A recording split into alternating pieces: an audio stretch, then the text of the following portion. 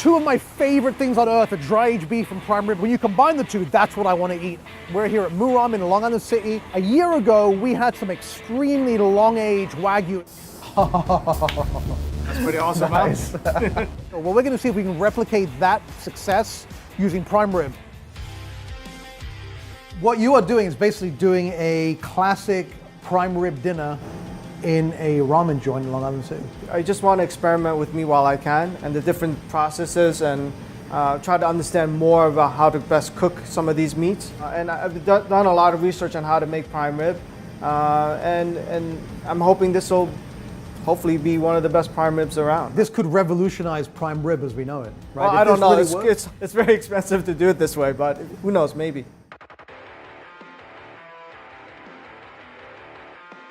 Generally speaking, a good prime rib or rib roast, most people dry age it for like 45 days. I've done a few times where 90 days, 110 days, and it still doesn't, that flavor doesn't get into the center so much. Right. I've noticed so the flavor components aren't quite there. So I thought, you know, if we try over 200 days, double it, it might finally get to the center. We are actually confit it in dry aged fat. This was literally about 100 pounds of fat. Rendered down. And then we rendered it, and this is how much we got from that 100 pounds.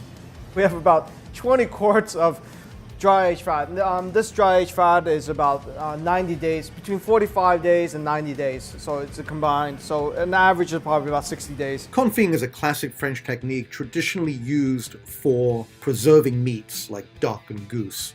But it's a great way of slowly cooking something so that you can really get it to a perfect temperature and not overcook it. Traditionally, confit uses goose or duck fat, but of course we're doing the ultimate prime rib, so we have to use beef fat. And what the chef is using is dry-aged fat rendered down to make a really pure tallow. 57 hours later, we are at 129.8. No, really, how long did it actually go in here for? It's been in there since 8 o'clock. Right now it is 4 o'clock. A lot longer than you actually expected, right? Much longer, way longer, Yeah. almost double the time.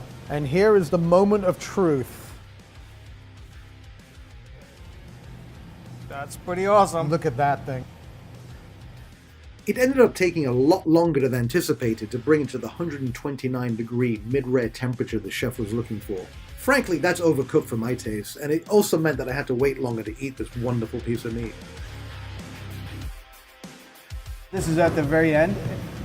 It's still very, very red. It's just seeping like crazy. We've let it rest now for about half an hour. It's actually quite cool to the touch on the outside. So we're going to put it in the oven now, just do the reverse sear. And what are you going in, like 10 minutes?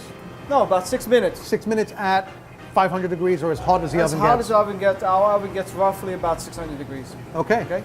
So the reverse sear is exactly as it sounds. Rather than searing the meat first and then bringing it to temperature in the oven, you're doing the opposite. You're bringing it to temperature first and then searing it at the end by just cranking up the heat in the oven.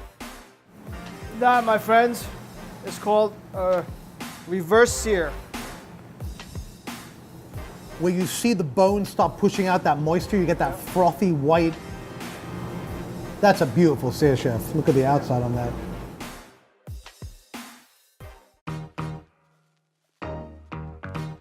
Wow. Amazing. Look at that. Freaking The absolute edge-to-edge pink. Notice on this entire thing is perfectly edge to edge. Well done, and then just brown under. There's absolutely no gray. And you can also see that a lot of what that is actually the dry age. You can actually see, especially from this end, it was pretty funky.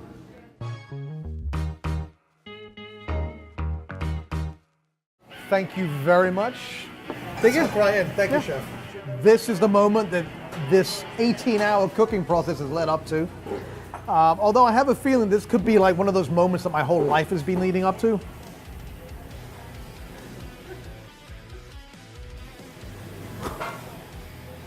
Every dry age room you've walked into, if you've been to one, or if you watch the meat show, like when you walk into a dry age room, you get hit with the flavor of hanging beef, and that's what this smells like. It actually tastes much more like a steak than a piece of prime rib. Now, prime rib is generally slow roasted.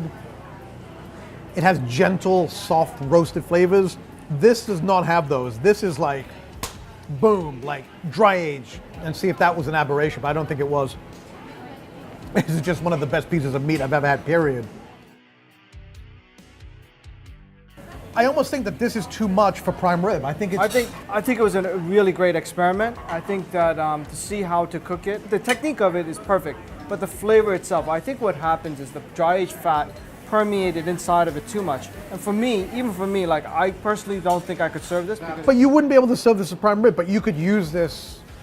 no, I wouldn't even use this because I think food's supposed to be craveable, and I don't think this is craveable. Another great episode. Thank you so much. It's always great to have you on the show. What do you have for us next time? I guess we'll have to find out for next time. All right, well, I'm looking forward to whatever that's going to be because the last two have been a bit gonzo, frankly. So, from Chef Josh Smukler, this is The Meat Show. Be sure to subscribe, and we'll see you on the next episode. This Brooklyn sandwich is very unique to this area. You don't find sandwiches like this other places. There's a French dip, but this isn't really a French dip. It's different.